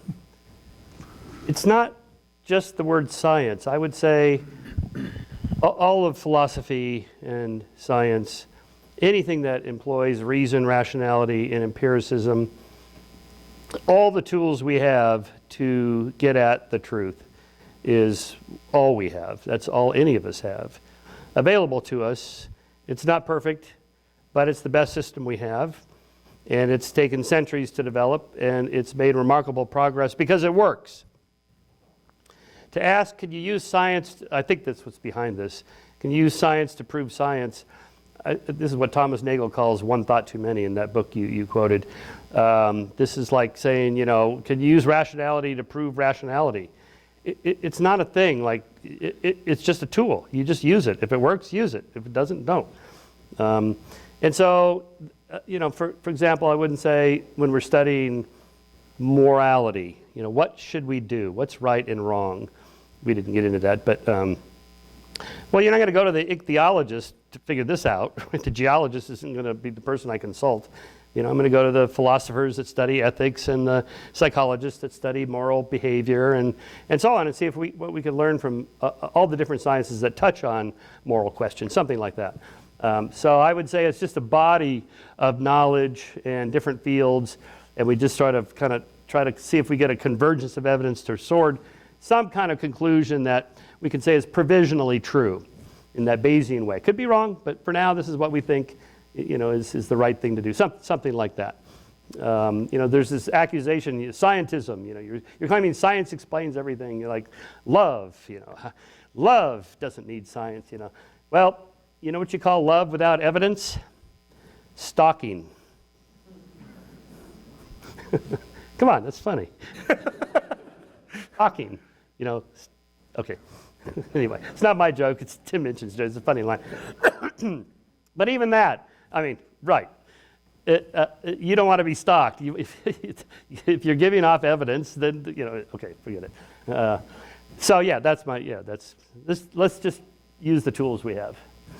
Can I ask a question? Yes. So if I get your position, science, there's not an absolute objectiveness to it, but it's a very effective tool at helping us understand what we think is the truth. Yes.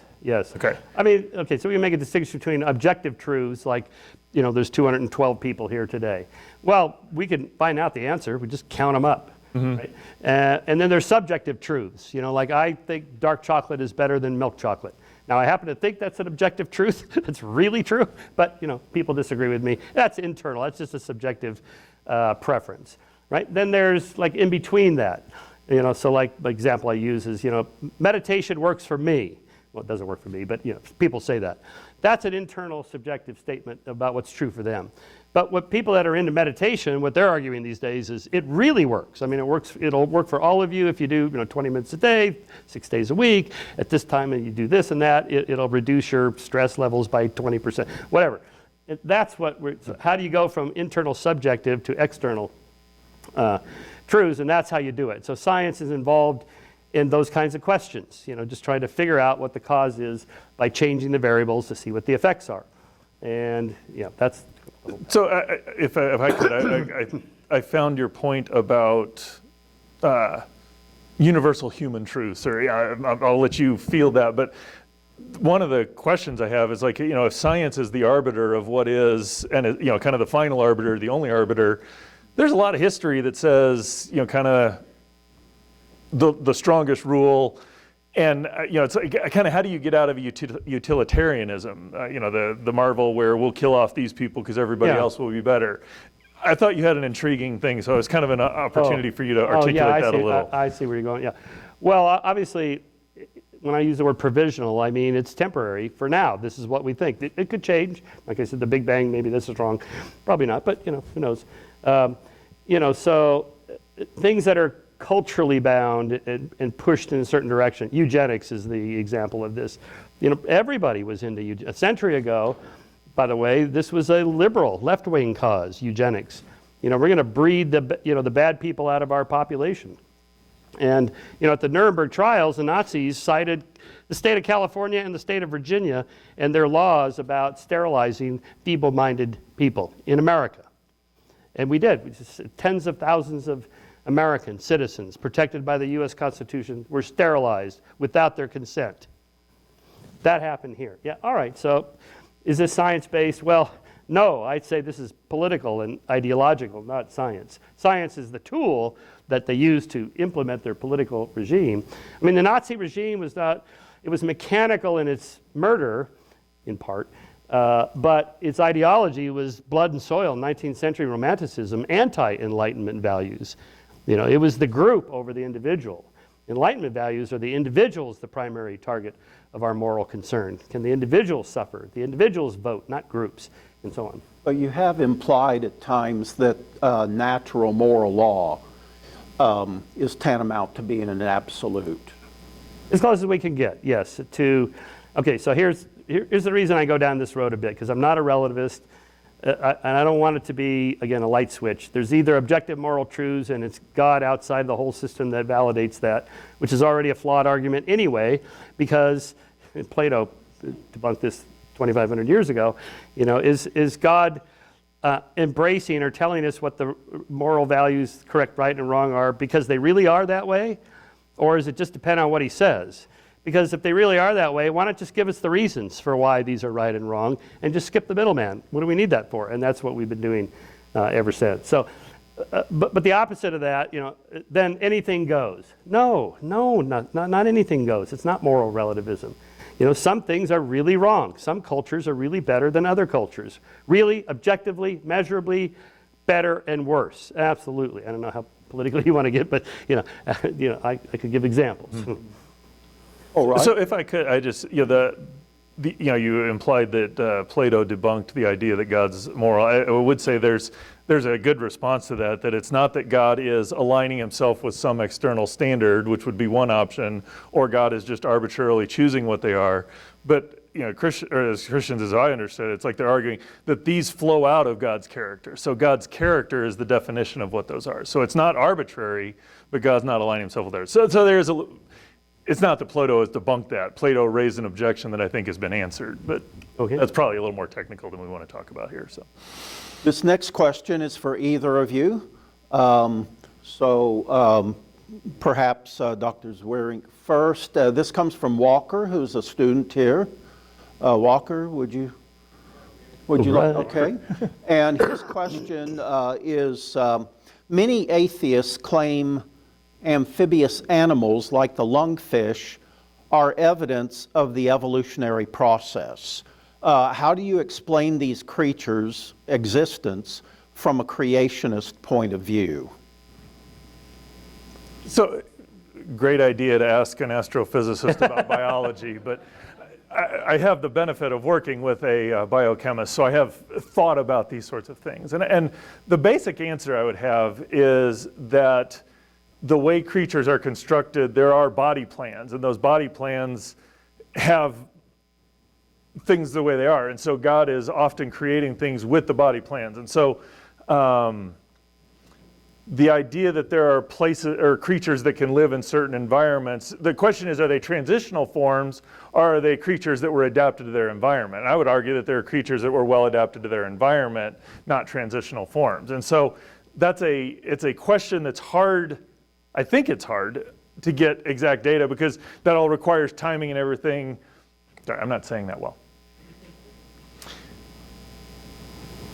You can interpret that piece of data of a lungfish has both lungs and gills and ask the question, is that explained best through an evolutionary where it's a transitional form, or is it best explained through a creationist worldview where that is a creature that God created and adapted to its environment, and in and of itself, that's not, that single piece isn't going to be there. You got to look at the broader body of evidence. That's probably one of the big places where Michael and I would disagree, that he would look at that and see, yes, that's the best example, or that's the body of evidence points to an evolutionary perspective. I've got kind of a little harder position to defend that I would argue that that's a common design perspective.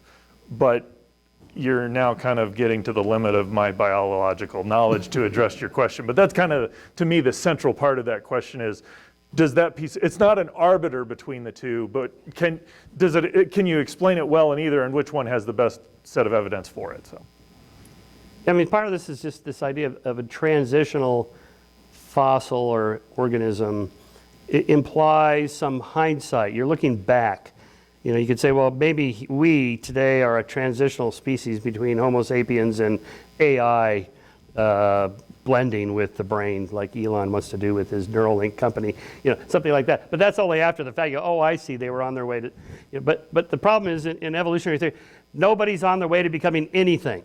Species are just well adapted for doing what they're doing right here, right now. There's no teleology, there's no goal direction to evolution. It's not striving to become something. I'm trying to get taller, I'm trying to get, you know, bigger teeth or bigger brains. Nobody's doing anything.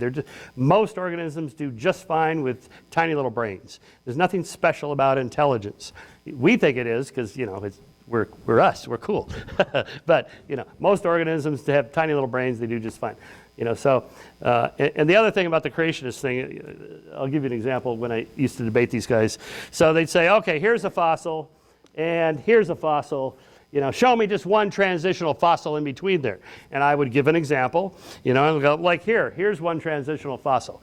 Oh, now there's 2 gaps in the fossil record. Give me 2 more transitional fossils, and so on and so on. You see the flaw in the logic of even asking the question that way. Okay. All right. Next is a question from Amanda. She's a student here. And her question is to Dr. Zwierink. And it is, I think it's extremely pessimistic that people who don't follow Christianity are going to hell. What does it matter? What does it matter to follow Christianity, I guess? Why do my choices have an impact on my afterlife? We don't know what's beyond, so why scare people and threaten them with eternal punishment? I agree. You don't threaten people and scare them with eternal punishment. The reason why I want Michael to become a Christian is not because he's a threat, not because he has ideas that I don't like. It's that if Christianity is true, there are 2 options. You are in heaven with God, and that is, God's presence is the fulfillment of goodness, or you're separated from God, and that is hell. And so it's not that I want to scare him into that, it's that I think that's the best thing for him. And so I want to articulate that position, and I want him to want that. I have to say it bothers me that Christians try and scare people into hell. I think that's just, it's counterproductive. If Christianity's truth rested on the behavior of all Christians, it would be a sad evaluation. That's why if atheist truth was predicated on their actions, the same thing. Nobody lives consistently with everything they say. I don't want to scare you into hell, but if that's the truth, I want you to know so that you make a choice. What happens to Jews? They don't accept Jesus as their Savior, except for the Jews for Jesus group, which is pretty small. What happens to the Jews? So I would say 2 things. One, it is impossible for me to make an evaluation of any of that. So ultimately, the arbiter of that is going to be God. He is not limited by my knowledge. He would have all knowledge of that. But at the end of the day, you know, I'm curious how you would respond. But my response to why do you and I look at the same evidence and come to different conclusions? I think a major component of that is that I want Christianity to be true, and you don't. Now, I'm imposing. You know, if you'll bear with me on, I don't know your mind. You haven't told me this, but I think a major stumbling blocks to people becoming Christian is that part of that becoming a Christian is submitting yourself to God's command, or God's rule, God's authority, God's sovereignty. And if autonomy is the final say of the day, that is a big choice to make. And so when all is settled and done, God knows the people who want to submit to him and those who don't. And so I can't say I have talk about political correctness, it's not a popular thing to say, but that is what Christianity says, so. Yep. Okay. All right, the next question comes from Chuck, and this is for Dr. Shermer. You said that the God question is unknowable. Now, Robert P. George, do you know him? Robert George, he is a professor of, he's a legal professor at Princeton University, okay? Robert George and others define knowing as having three components: experience, data, and judgment. What part of knowing is missing for you to know the answer to the God question? Experience, data, judgment. Yeah, I would say data. You know, most of the arguments for God's existence, you know, the prime mover, the first cause, the fine-tuning, design, and so forth, why is there something rather than nothing? These are largely what are called God of the gaps arguments. You know, this is the mystery. I can't explain it. What is your explanation? And if I don't have one, well, then we default to the God explanation. Why? There might be other explanations we just haven't thought of. You know, so I kind of reject that outright. And I could be wrong about the unknowable part. You know, again, I apply that also to consciousness, you know, what it's like to be something. This is called the hard problem of consciousness. The easy problem, so-called easy problem of consciousness, is figuring out how the brain works, which is a hard problem actually. But you know, figuring out how the neural networks operate to see faces in the fusiform gyrus of your temporal lobe here. When there's a stroke there, you can't see a face, and so on. We kind of figure that out where red appears in the occipital lobe of your brain. But the hard problem is asking a conceptually, in my opinion, problematic question. What's it like to be the wiring itself? What's it like to be a bat? How the hell would I know? I'm not a bat or a dog or you. It's not possible to know that because it implies that somehow my little homunculus can like transport out of my skull into the bat's brain and go, oh, this is what it's like to be a bat, as if it's still a human inside the bat brain going, oh, I see. Or little mini me inside me goes inside your skull and go, oh, Jeff's red looks like my red. Okay. This is a misconceived thought experiment. It's not possible. So I think that's one of these unknowable ones. And again, we're just lacking, not just data, it's conceptually problematic as a question, I think. Okay. The next question comes from, again, Rahan, is it? Or Rajan, a student. And this is for Dr. Zweerink. What gives Christianity merit over all other religions? That's a really good question, and I will say I have not investigated other religions nearly as much as I have Christianity, and so kind of to Michael's point, I have to have a little bit of caution or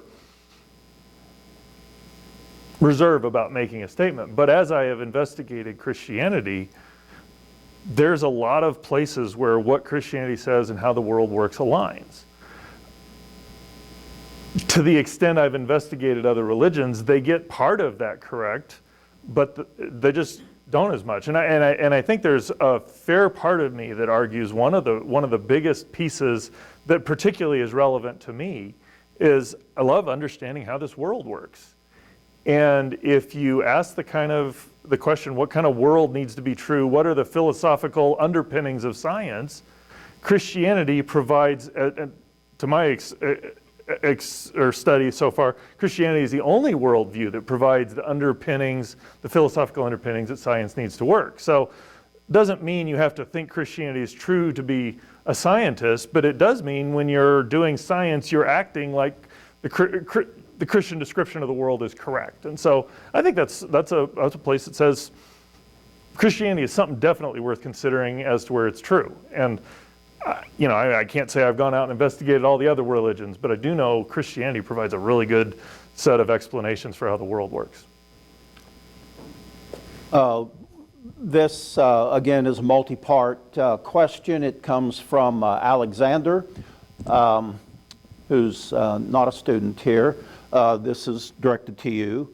And the question is, which part of, quote, meaning, purpose, order, or design are empirically observable, measurable? Can you put a, quote, design on a lab bench to study? Does one infer the existence of, quote, design the same way, say, via physics or any natural science, does one infer the existence of design the same way one infers the existence of a neutrino? If not, then how?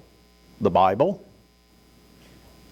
So if you're going to talk about design, one of the things that I've come to appreciate just from practical experience is you got to ask, what is it doing? What is it trying to do? Or what is the design for?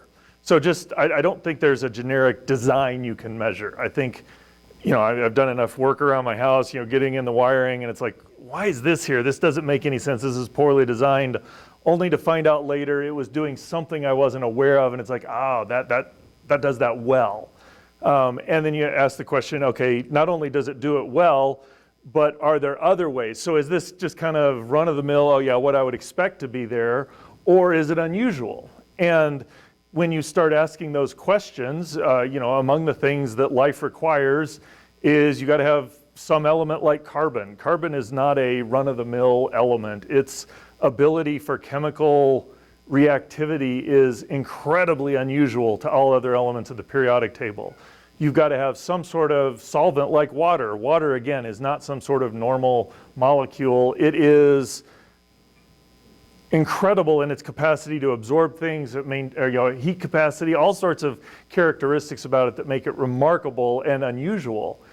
And so when so all of life is predicated on carbon chemistry operating in an aqueous solution. And then you ask the question, okay, you look at the periodic table and we know how elements are produced in the universe. You've got hydrogen and then helium and lithium and beryllium and boron and carbon. No, I'm nuts. Boron, carbon, nitrogen, oxygen, fluorine, and neon. Nice. No, I can't. What's interesting is that the way those elements are produced is that early in the universe, two proton, neutron comes together, they make the next one, and you build it up one by one. And so you would naively expect the elements to be built up that way. And it turns out, if you ask the question, what are the most abundant elements in the universe? It's hydrogen, no surprise there, simplest one. Helium, no surprise there, because that's the next element up there. The next one's carbon. And the next one's oxygen. So three of the four most abundant elements in the universe are the ones that are incredibly necessary for life. So is that, I've measured it and quantified it and said, in part no, because I don't know what other universes might be possible, but I can say this universe seems to be designed to produce the elements that life requires. And it's not just that, whatever's there, life came about in there. It's like these are things that are incredibly unique. Just as an example of how unique, if you ever made an egg, you're adding heat to that, you think there's a chemical transition going on there, a chemical change. It turns out carbon is just so complex in the molecules it can form. All it does is just change the folding of the molecule. But eating a raw egg and eating a hard-boiled egg are two very different experiences. So I would love to say, here's the formula for finding design. No, I can tell you, here's the formula for finding neutrinos. But when we look at things, there's just a lot of things that we find like that if the universe is designed for life, we see a lot of things fall into place in rather unique ways or unexpected ways so that life can be here. All right. We're coming down to the end here, and here's a question for Dr. Shermer. What is the airspeed velocity of an unladen swallow? 67.3 miles an hour. Sorry. That's 73 miles. The African or European swallow. I'm sorry. I think I interjected that question. At least he didn't go flying off into the abyss, though. I mean, that was nice. What's your favorite color? Yes. All right. For the last question here, this comes from Joe, and this is for Dr. Shermer. Without God's laws of justice, how do you punish or define evil? Is it only the next generation that can judge the decisions of the previous generation? Well, I sort of answered this before. Whether there's a cosmic courthouse where this all gets settled in some distant future, and Mengele and Eichmann, Heydrich, Hitler, they're all in the dock. I don't care. I mean, that's not the world we live in. We need the Nuremberg trials now. That's why we have the Hague. Put these people in the dock now. That's where justice is served, in the here and now. Whether Hitler got away with it, these are just hypothetical questions that don't do much for me. Because I doubt that there's a cosmic courthouse where this all gets settled, everything is made whole again. Probably not. If so, okay. I don't know what that would look like. Let me make just one more comment on the fine-tuning thing. The argument goes something like this, because it's important to address this, that design things have a designer behind them, the watchmaker argument, right? So, if I show you, say, my watch, and it's not likely this would have come about by chance. There's a designer. I know, I can go to the company and see them making it. All right, so the universe is like the watch. Where do I go to see the universe maker? In other words, the analogy doesn't hold. These are things in the universe itself that must have a cause or a design, or it's just random. Maybe say the Jesus in the face of Jesus in the tortilla, or the Virgin Mary in the grilled cheese sandwich. These are random. Everybody knows these funny examples. But you would not say the same thing with the four presidents' heads at Mount Rushmore. Those are clearly not the result of random erosion. So we can see the difference, but these are parts of the universe. So there's a category error in saying the entire universe has to have a designer. No, that's a different category of something that is the whole thing versus the parts in it. Anyway, that's kind of how I address that. I would argue you can go see the maker in the afterlife. Well, maybe. As I said, if it turns out there's an afterlife and I wake up and I go, oh no, God, all right, it's just a little joke. We'll finish up with just 2-minute responses from each of you. Dr. Zweerink, is there anything in particular you wish had come up this evening that you would like to address in 2 minutes or 131 words? I think we covered a lot of ground. One thing I don't think came up explicitly that I would like to point out explicitly is, we've had talking back here, talking at dinner, enjoy hanging out and talking with you. Obviously, we have vastly different opinions on things, vastly different thoughts on things, and yet we're doing something that is not very common in today's culture, is disagreeing and not being obnoxious towards one another. Yes, no cancel culture. And even in the midst of saying some what would be considered controversial things, so I think it's really important for people to be able to evaluate ideas. And if you really do take to heart that you look through the way somebody looks and how they say to get at what they're saying, one, you're going to be really irritated with the most of public dialogue. But two, we're going to get to where we're evaluating ideas on the ideas merit, which is kind of the heart of what science is about. And one of the things that I love about science is that it isn't, are you black, are you white, are you tall, are you short, smart, dumb, whatever nationality. None of that matters. By and large, what matters is, does your idea work? And does it true? And does it work? It means, does it correspond to the way the world works? That there's this arbiter of what are true statements and what aren't. And if Michael and I can have this vehemently different worldview and yet still engage well, let's do that, because we're going to make a lot more progress in solving some of the problems. In fact, we're going to find that our solutions are probably going to look a lot alike in some places. So That sounds good to me. I mean, this matter of God's existence, this used to be a really controversial subject. I mean, pretty heated, and people were very animated about it. I find this is not that bad anymore. I mean, I think people have come to grips with talking about it, and they're a lot more accepting. By contrast, if you wanted to ask, what's a woman? Oh boy. Okay, all right, now we're, okay. I'm telling you, the God question is kind of, okay. There's these other set of things that people are very animated about, and in the academy, they've just lost their minds completely. I mean, this is just left-wing authoritarianism, and there is no search for truth. They know the truth. Okay, this is bad. This is very bad for the future of learning. And anyway, that's a little.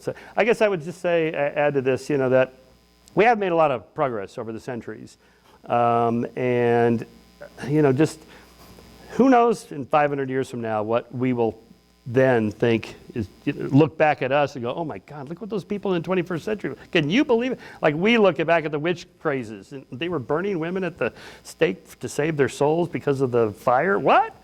Or slavery.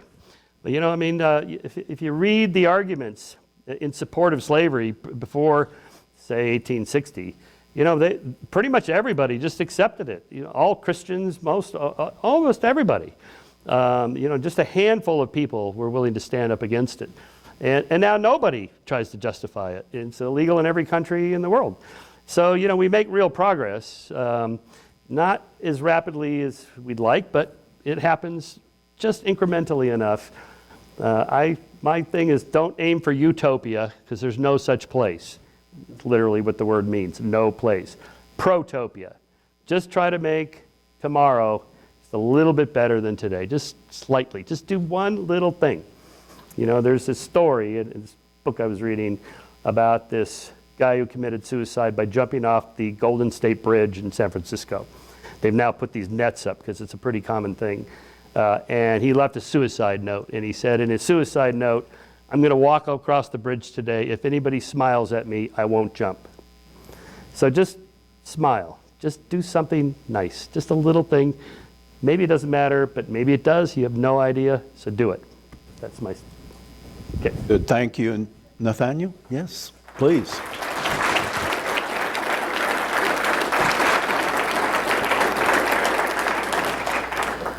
Well, looks like you did, but can we give a big thank you to our moderator and speakers?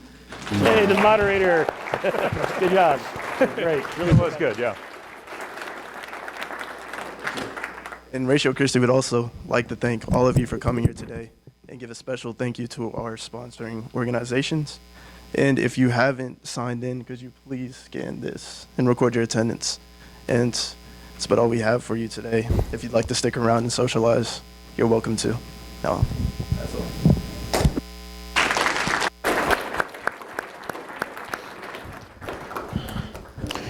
I didn't even Good job, guys. have to use my taser. No, you were great. Very I saw him about it. Yeah, I was reaching for it at